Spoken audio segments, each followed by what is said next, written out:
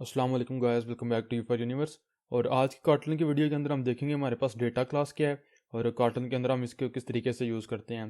तो इसके पिछली वीडियोस के अंदर तो हमने जो क्लासेस हैं और ऑब्जेक्ट ओरिएंटेड प्रोग्रामिंग है उसको बेसिक कवर कर लिया है। तो इस वीडियो में हम देखेंगे एक स्पेशल टाइप ऑफ क्लास जिसको हम डेटा क्लास कहते हैं कॉटलन के अंदर। तो अगर हम सिर्फ क्लासेस को देखें तो एक मेन पर्पज़ हमारे पास जो क्लास का होता है, जो कि फ्रीक्वेंटली हम यूज़ करते हैं, वो होता है कि क्लास को हम डेटा होल्ड करने के लिए, डेटा स्टोर करने के लिए यूज़ करते हैं। जिसके अंदर हमारे पास प्राइवेट फील्ड्स होती हैं अगर जावा की बात की जाए, और जो कि डेटा मेंबर होती हैं उनके पब्लिक गेटर सेटर मेथड्स होते हैं। और इसके अंदर कोई फंक्शनैलिटी वगैरह इसके अलावा कुछ नहीं होती, और इसको नॉर्मली हम मॉडल क्लास या डेटा मॉडल क्लास भी कहते हैं। जावा की बात की जाए तो जावा में हम कॉमनली इसको पोजो या जावा बीन्स या डेटा ट्रांसफ़र ऑब्जेक्ट वगैरह काफ़ी डिफरेंट नेम्स हैं इसके, वो कहते हैं। और स्पेशली अगर आप एंड्रॉयड डेवलपमेंट करते हैं तो फिर तो इस क्लास को आपने बहुत दफ़ा यूज़ किया होगा। जब भी हमने कभी कहीं से भी डेटा लेके आना और उसको स्टोर करवाना है, तो शो करवाना है बेसिक यूज़र को, तो हमें वो एक मॉडल क्लास के अंदर, उसके मॉडल क्लास के ऑब्जेक्ट के अंदर उसको पहले स्टोर करवाना पड़ता है। आप इंटरनेट से डाउनलोड कर रहे हैं, बेशक जेसन को पार्स कर रहे हैं या कुछ भी कर रहे हैं, तो आपको मॉडल क्लास की ज़रूरत पड़ेगी। और इसी तरह की एक स्पेशल टाइप ऑफ क्लास है कॉटलिन के अंदर जिसको हम कहते हैं डेटा क्लास। और इसका एडवांटेज हमारे पास ये, जब हम नॉर्मल क्लास की बजाय डेटा क्लास को यूज़ करते हैं डेटा होल्ड करने के लिए कॉटलिन के अंदर, तो ये है कि बहुत ज़्यादा जो सेल्फ जनरेटेड कोड होता है वो ऑटोमेटिकली हमें मिल जाता है। और इसकी मैं आपको एग्जांपल भी यहाँ पे दूंगा। लाइक हम सिर्फ कंस्ट्रक्टर के अंदर प्रॉपर्टीज डिक्लेयर करते हैं, गेटर सेटर्स ऑटोमेटिकली जनरेट हो जाते हैं, इक्वल्स मेथड ऑटोमेटिकली जनरेट हो जाता है, hash code method, copy method और काफ़ी डिफरेंट चीज़ें ऑटोमेटिकली हमारे पास जनरेट हो जाती हैं। तो ये सारे के सारा जितना भी कोड है वो हम देखेंगे। लेकिन डेटा क्लास की सिर्फ वो वाली प्रॉपर्टीज़ जो हमने डेटा क्लास के प्राइमरी कंस्ट्रक्टर के अंदर डिक्लेयर या डिफाइन की होती हैं, सिर्फ वो वाली प्रॉपर्टीज़ ऑटो जनरेटेड कोड के अंदर इंक्लूड होती हैं। अगर आप क्लास बॉडी के अंदर कोई भी प्रॉपर्टी डिक्लेयर करेंगे, डिफाइन करेंगे, तो उसके लिए ऑटो जनरेटेड कोड में वो प्रॉपर्टी शामिल नहीं होगी। इसको वीडियो में आगे जाके हम प्रैक्टिकली करके भी देखेंगे। तो स्टार्ट करते हैं। डेटा क्लास क्रिएट करने के लिए मैं मेन फंक्शन के बाहर आऊँगा। तो जिस तरीके से हम नॉर्मल क्लास क्रिएट करते हैं, लाइक मैं इसको कह देता हूँ पर्सन, और इसको हम यहाँ पे कोई प्रॉपर्टीज़ देते हैं। अगर हमने इस क्लास को डेटा क्लास डिक्लेयर करना होगा तो हमें क्लास के कीवर्ड से पहले टाइप करना पड़ेगा डेटा का कीवर्ड। और जैसे मैंने डेटा का कीवर्ड टाइप किया तो मुझे यहाँ पे एरर मिल रहा है। इसकी एक खास वजह आपको यहाँ पे भी नजर आएगा कि पैरामीटर कंस्ट्रक्टर के अंदर, प्राइमरी कंस्ट्रक्टर के अंदर एक पैरामीटर होना ज़रूरी है। ये एक्चुअली हिंट जो इंटेलिजेंट आइडिया में दे रहा है ये थोड़ा सा गलत है, इस वजह से कि डेटा क्लास के लिए एक रिक्वायरमेंट है, कुछ स्पेसिफिक रिक्वायरमेंट्स, जिनमें एक मेजर रिक्वायरमेंट ये है कि डेटा क्लास का जो प्राइमरी कंस्ट्रक्टर है उसके अंदर एक प्रॉपर्टी होना लाजमी है। तो यहाँ पे इंटेलिजेंट आइडिया तो मैं बता रहा है कि प्राइमरी कंस्ट्रक्टर के अंदर पैरामीटर होना लाजमी है। तो अगर मैं यहाँ पे सिंपल नेम डिक्लेयर करूँगा और इसको मैं स्ट्रिंग कह दूंगा, तो अब वो हमें बोलेगा कि इसको आप वैल या वार कीवर्ड से प्रॉपर्टी के अंदर कन्वर्ट करें। आपने देखा, तो मैं इसको with the val keyword name declare कर लूँगा। सेम चीज़ मैं यहाँ पे कर लूँगा एज के लिए, मेरे पास एज आ जाएगी और इसको मैं इंट कह दूँगा। और अब मेरे पास सिंपल इतना काम करने से जो डेटा क्लास है वो मेरी जनरेट हो चुकी हुई है। अगर आप बॉडी यहाँ पे जनरेट करेंगे, यहाँ पे आप क्लास के अंदर जो प्रॉपर्टीज हैं वो डिक्लेयर कर सकते हैं या जो फंक्शंस वगैरह वो डिक्लेयर कर सकते हैं। लेकिन नॉर्मली हम डेटा क्लास को सिर्फ डेटा होल्ड करने के लिए यूज़ करते हैं, डेटा स्टोर करने के लिए यूज़ करते हैं। हमें कॉमनली फंक्शंस वगैरह की ज़रूरत नहीं पड़ती। तो मेरे पास जो यहाँ पे एम्प्टी क्लास बॉडी है, आपको नज़र आ रहा है रिडंडेंट एम्प्टी क्लास बॉडी है, तो मैं इसको यहाँ पे इंटेंशन एक्शन से रिमूव कर दूंगा। अब सिंपल एक लाइन के ऊपर मेरे पास जो यहाँ पे क्लास आई है, ये मैं यहाँ पे मेरे पास प्राइवेट फील्ड्स आ चुकी हैं, उनके कस्टम गेटर सेटर मेथड्स आ चुके हैं, और बंच ऑफ यूजफुल कोड मेरे पास ऑटोमेटिकली जनरेट हो चुका हुआ है। तो मैं आपको बताता हूँ। सबसे पहले तो यह कि यहाँ पे पर्सन का जो ऑब्जेक्ट है वो क्रिएट कर लेंगे। मैं पर्सन क्लास का कंस्ट्रक्टर कॉल करूँगा, नेम के लिए अली और एज के लिए 45 हम पास कर देंगे। तो पहले नंबर पे जो यहाँ पे हमारे पास यूजफुल मेथड जनरेट हुआ है ऑटोमेटिकली, वो हमारे पास है टू स्ट्रिंग का मेथड। अगर मैं यहाँ पे प्रिंट लाइन को यूज़ करता हूँ, सिंपल पर्सन को यहाँ पे प्रिंट करता हूँ, तो आप देखेंगे कि हमारे पास जो पर्सन क्लास है with its properties and value मेरे पास यहाँ पे प्रिंट होकर मुझे नजर आएगा। यहाँ पे आप देख सकते हैं पर्सन नेम अली एज 45। और ये अगर आप फॉर एग्जाम्पल डेटा का कीवर्ड यहाँ से रिमूव कर देंगे, आपको कोड में तो कोई एरर नहीं नजर आएगा। अगर आप रन करेंगे तो अब यहाँ पे जो टू स्ट्रिंग का मेथड है वो हमें कोई मीनिंगफुल जो है वैल्यू रिटर्न नहीं करता। लेकिन सिर्फ डेटा कीवर्ड यहाँ पे टाइप करने से, इस केस के अंदर अगर आप डेटा कीवर्ड ऐड नहीं करते, आपको यहाँ पे टू स्ट्रिंग मेथड खुद ओवर ऐड करना पड़ेगा। लेकिन अगर मैं यहाँ पे डेटा कीवर्ड ऐड कर देता हूँ और दोबारा रन करता हूँ, तो आप देखेंगे जो टू स्ट्रिंग मेथड है वो हमारे पास काफ़ी मीनिंगफुल वैल्यू में रिटर्न कर रहा है। क्लास का नेम है प्रॉपर्टी नेम और उसकी वैल्यू है प्रॉपर्टी नेम और उसकी वैल्यू। और ये डिबगिंग वगैरह के लिए और बाकी हम कहीं पे भी इसको यूज़ कर सकते हैं आउटपुट वगैरह शो करवाने के लिए। अब नेक्स्ट जो हमारे पास यूजफुल मेथड्स यहाँ पे जनरेट हुए हैं उनको हम कंपोनेंट एंड मेथड्स कहते हैं, या उनको डिस्ट्रक्टिंग डिक्लेरेशंस भी कहते हैं। डिस्ट्रक्टिंग डिक्लेरेशन ये होती है, समटाइम्स इसको हम डिकम्पोजिशन भी कहते हैं, कि हमने जो प्रॉपर्टीज़ होती हैं यहाँ पे पर्सन क्लास की, इनको स्टोर करना होता है वेरिएबल्स के अंदर, लाइक नेम, और इसकी वैल्यू मेरे पास आएगी पर्सन डॉट नेम से। सेम चीज़ मेरे पास यहाँ पे होगी एज के लिए, और इसकी वैल्यू मेरे पास आएगी पर्सन डॉट एज से। और ये नॉर्मली हम एंड्रॉयड के अंदर अगर बात करें, जावा के अंदर, तो बहुत कॉमनली हम इस चीज़ को करते हैं। जावा के अंदर हमें गेटर मेथड कॉल करना पड़ता है और यहाँ पे हम प्रॉपर्टी को लेते हैं। इस चीज़ को अब यहाँ हमारे पास तो सिर्फ दो प्रॉपर्टीज़, अगर आप कोई रियल वर्ल्ड सिनेरियो लेंगे, लाइक इंटरनेट से डेटा डाउनलोड करके सेव कर रहे हैं, तो आपके पास 8, 10, 12 प्रॉपर्टीज़ होंगी, तो ये काफ़ी हमारे पास टीडियस हो जाता है काम करना। तो इस प्रोसेस को आसान बनाने के लिए हम ये कर सकते हैं कि एट द सेम टाइम हम मल्टीपल वेरिएबल्स क्रिएट कर सकते हैं और उनको ये वाली किसी भी क्लास की प्रॉपर्टीज़ की वैल्यू असाइन कर सकते हैं। तो इसको हम डीकम्पोजिशन भी कहते हैं और डिस्ट्रक्टिंग डिक्लेरेशन भी कहते हैं। डीकम्पोजिशन क्या होती है, यहाँ पे मैं आपको बता देता हूँ। मैं कुछ इस तरीके से करूँगा, वेयर कीवर्ड के साथ यहाँ पे मेरे पास आएंगे पैरेंथेसिस, फर्स्ट वेरिएबल होगा नेम, सेकंड होगा एज, और यहाँ पे मैं असाइनमेंट ऑपरेटर के बाद यूज़ करूँगा पर्सन का ऑब्जेक्ट, एंड दैट्स इट। हमारे पास आपने देखा इंटेलिजेंट आईडिया ने ऑटोमेटिकली आपको हिंट दे दिया कि नेम स्ट्रिंग टाइप का और एज इंटीजर टाइप की। अब आप ये हमारे पास दो वेरिएबल्स क्रिएट हो चुके हुए हैं। आप नेम को जो है इंडिपेंडेंटली यूज़ कर सकते हैं और जो यहाँ पे एज है उसको भी यूज़ कर सकते हैं। अगर आप यहाँ पे रन करेंगे तो आपको इन दोनों की वैल्यूज़ यहाँ पे मिलेंगी, अली और 45। सॉरी, प्रिंट मैंने यूज़ किया, प्रिंट लाइन यूज़ कर लें यहाँ पे, और यहाँ पे भी।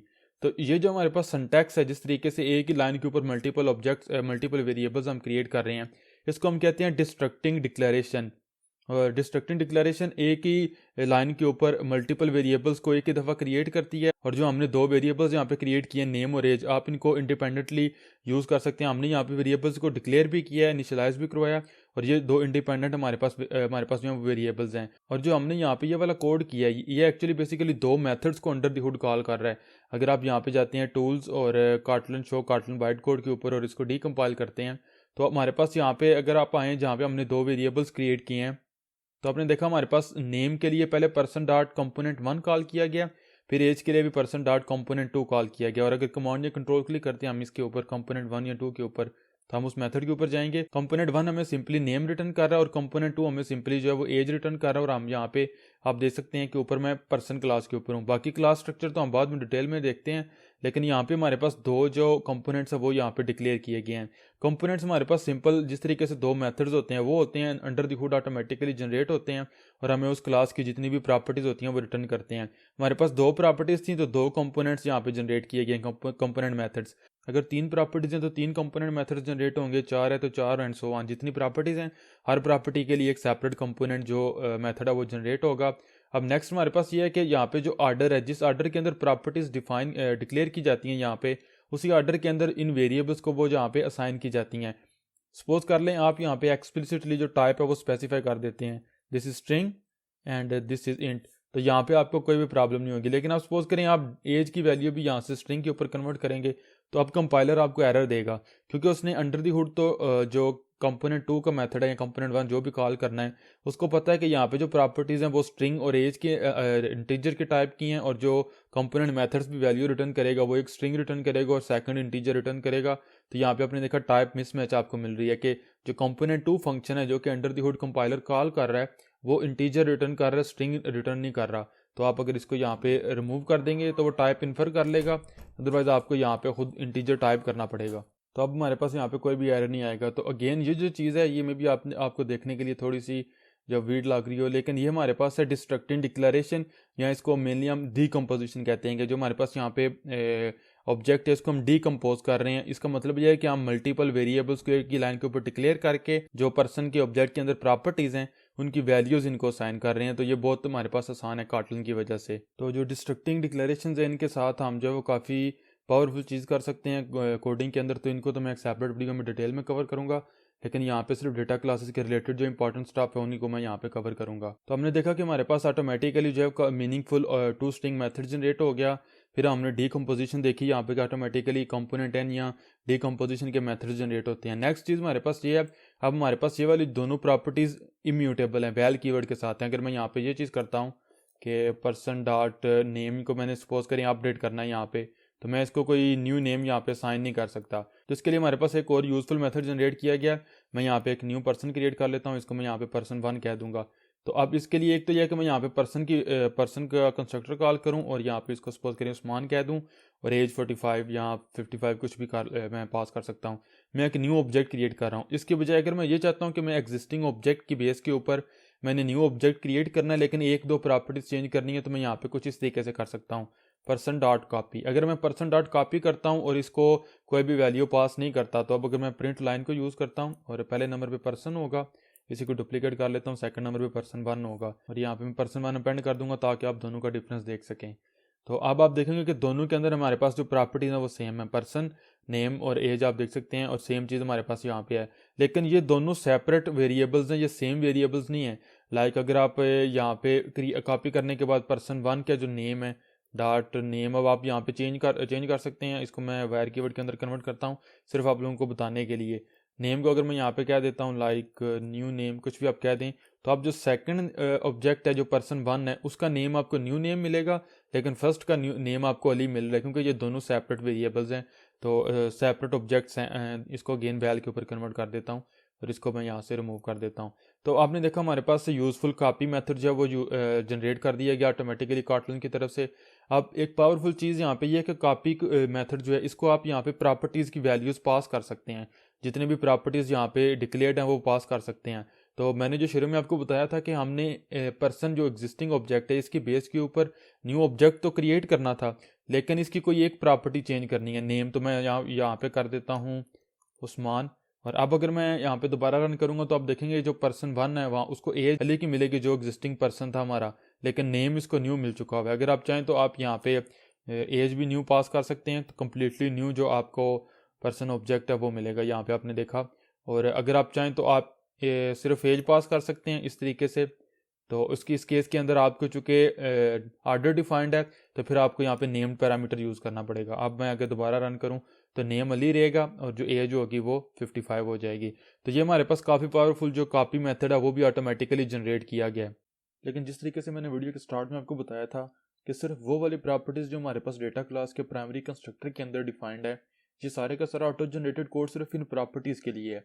अगर यहाँ पे क्लास बॉडी इंटर करते हैं, यहाँ पे हम एक प्रॉपर्टी क्रिएट कर लेते हैं लाइक टेस्ट कह दें और इसको टाइप इसकी इंटीजर हो जाएगी और वैल्यू सपोज करें 100 दे दें, कुछ भी दे दें। तो अब अगर मैं दोबारा यहाँ पे एप्लीकेशन को रन करूंगा तो आप देखेंगे जो टू स्ट्रिंग मेथड हमारे पास प्रिंट लाइन के ऊपर यूज हो रहा है, इसके अंदर ऑटोमेटिकली सिर्फ नेम और एज आ रहा है, यहाँ पे भी नेम और एज आ रहा है, यहाँ पे हमारे पास ये वाली प्रॉपर्टी नहीं आ रही।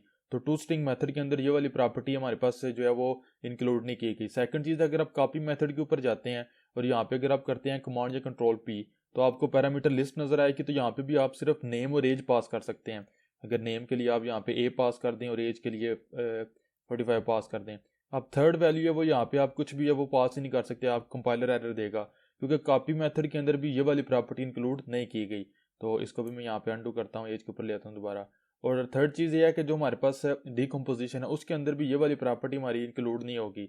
अगर आप यहाँ पे कोई न्यू वेरिएबल हम यहाँ पे क्रिएट कर लेते हैं ए बी और सी, और इसको अगर मैं पर्सन असाइन करता हूँ तो अब भी कंपाइलर आपको एरर देगा, और आपको एरर बेसिकली ये मिल रहा है कि कंपोनेंट 3 जो फंक्शन है वो आपको खुद डिक्लेयर करना पड़ेगा, क्योंकि जो डिस्ट्रक्टिंग डिक्लेरेशन इनिशियलाइजर है वो सिर्फ और सिर्फ ऑटोमेटिकली जो प्राइमरी कंस्ट्रक्टर की प्रॉपर्टीज है उनके लिए हमारे पास क्रिएट होते हैं, वो मेथड इस इन क्लास प्रॉपर्टी के लिए वो क्रिएट नहीं किया गया।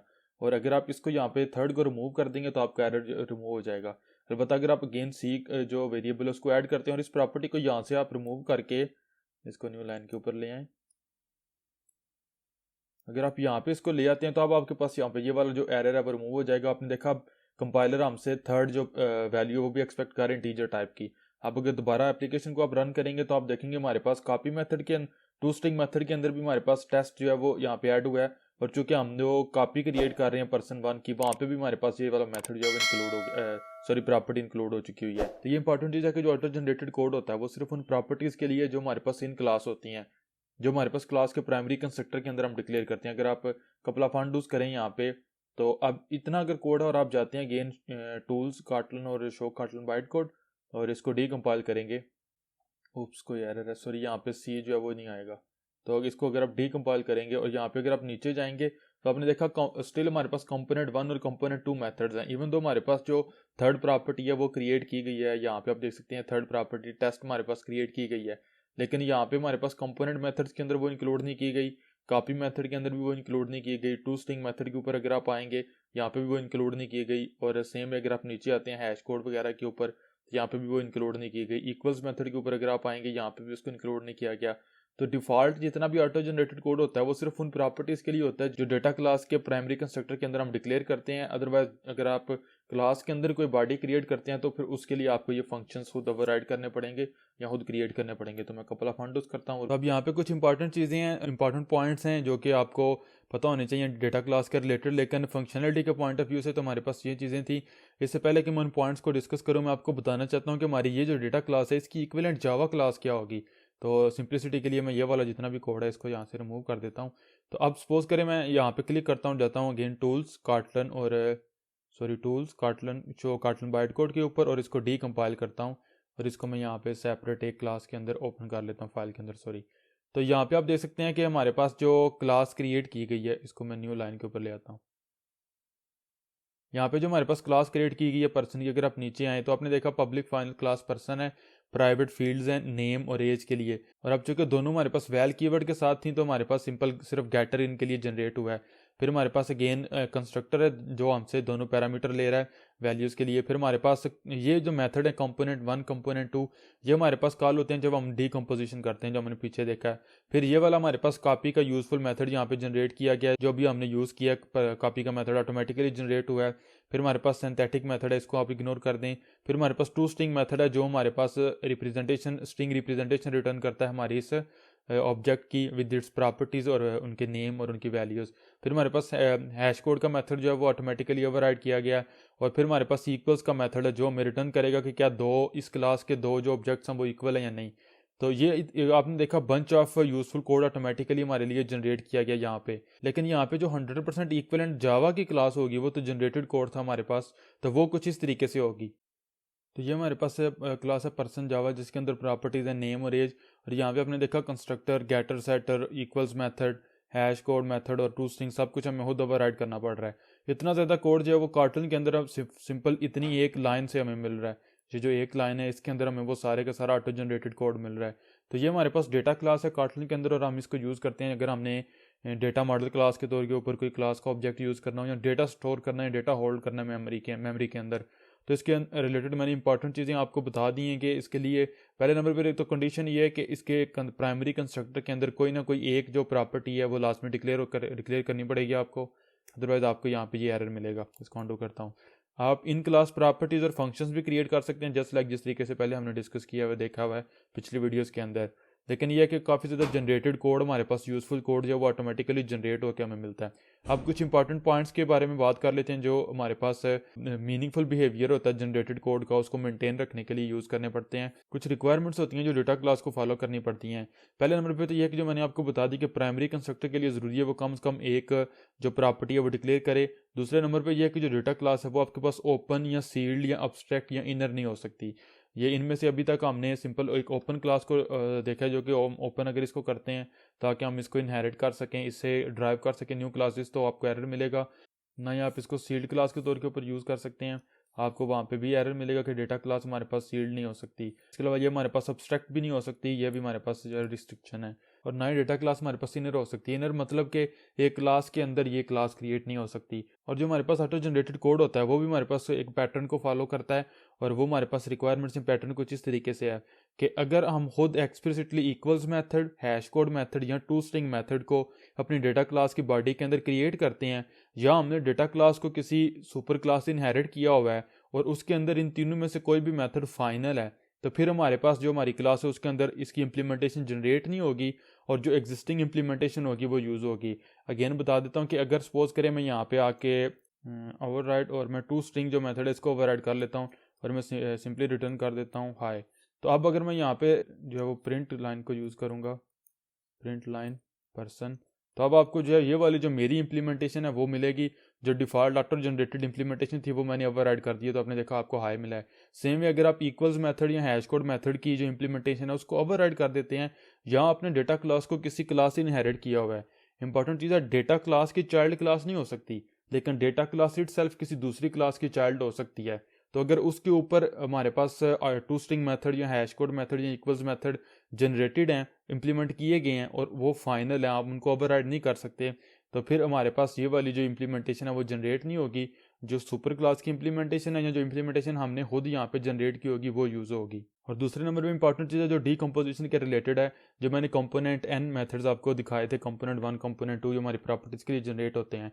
अगर डेटा क्लास की कोई सुपर या पेरेंट क्लास है और उसके अंदर हमारे पास कंपोनेंट एन फंक्शंस जो हैं वो डिक्लेयर किए गए हैं, डिफाइन किए गए हैं और वो ओपन है और वो कंपैटिबल टाइप्स रिटर्न करते हैं, तो जो हमारी क्लास के अंदर, हमारी डेटा क्लास के अंदर फंक्शन जनरेट होंगे वो पेरेंट क्लास की जो कंपोनेंट एन मेथड्स होंगे उनको ओवरराइड कर देंगे।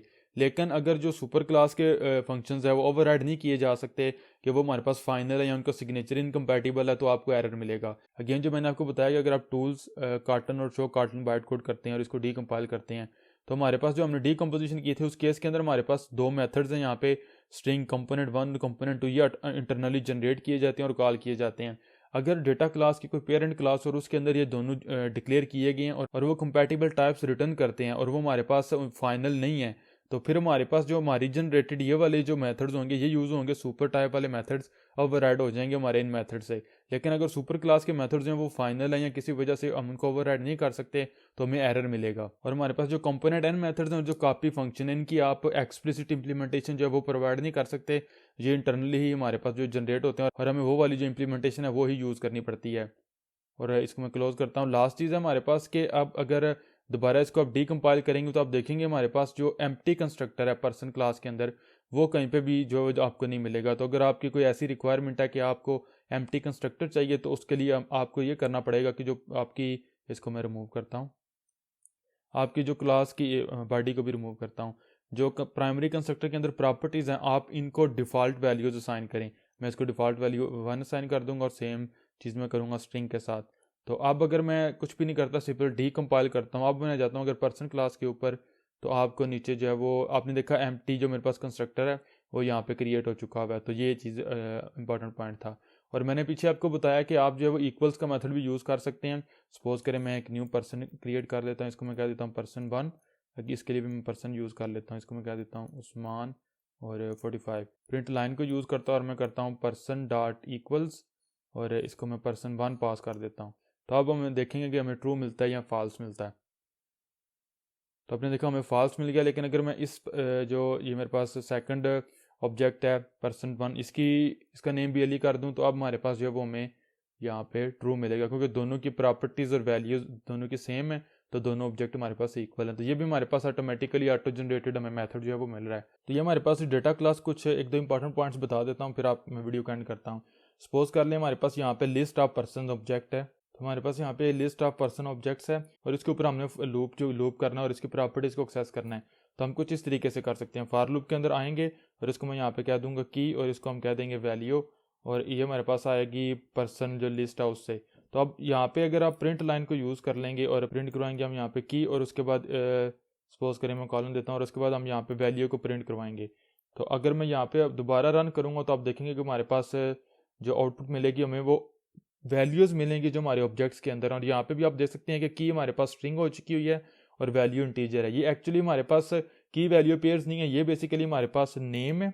अगर आप प्रिसाइजली देखें तो ये एज है और यहाँ पे भी हम नेम को एक्सेस कर रहे हैं और यहाँ पे भी हम एज को एक्सेस कर रहे हैं, क्योंकि ये हमारे पास इंटरनली जो डीकम्पोजिशन हो रही है और जो कंपोनेंट एंड मेथड्स हमारे पास जनरेट किए गए हैं वो हमारे पास यहाँ पे काम कर रहे हैं और हमें प्रॉपर्टीज़ मिल रही हैं। तो आपने देखा अब कितना ईजी है हमारे पास फॉर लूप के अंदर इस चीज़ को एक्सेस करना। अब सेम चीज़ हमारे पास जो डिस्ट्रक्टिंग डिक्लेरेशन है ये मैप के ऊपर भी हमारे पास इंप्लीमेंटेड है या पेयर क्लास के ऊपर भी इंप्लीमेंटेड है, तो हम इन मैप के ऊपर भी इसको यूज़ कर सकते हैं। लेकिन उसको जब हम मैप को डिस्कस करेंगे डिटेल में कुछ वीडियोस के बाद, इंशाल्लाह मैं डेटा कलेक्शंस के ऊपर जाऊंगा, अरे लिस्ट मैप सेट सबको डिटेल में हम डिस्कस करेंगे, सीखेंगे, तो वहाँ पे हम इनको चेक करेंगे। और डेटा क्लास हमारे पास कॉटलन के अंदर रिकमेंडेड भी है। इवन अगर आपने किसी फंक्शन से 2 या 3 वैल्यूज रिटर्न करनी है, लाइक कॉटलन के अंदर तो हमारे पास इसके लिए एक पेयर की या ट्रिपल की क्लास है, ये 2 या 3 वैल्यूज रिटर्न करती है। लेकिन रिकमेंडेड वे हमारे पास ये है कि हम डेटा क्लास को यूज़ करें, क्योंकि ऑटोमेटिकली जनरेटेड कोड हमें मिलता है जो बिल्ड इन पेयर या ट्रिपल क्लास का हमारे पास फंक्शनैलिटी है डिकम्पोजिशन वगैरह की, वो हमें यहाँ पे मिल जाती है।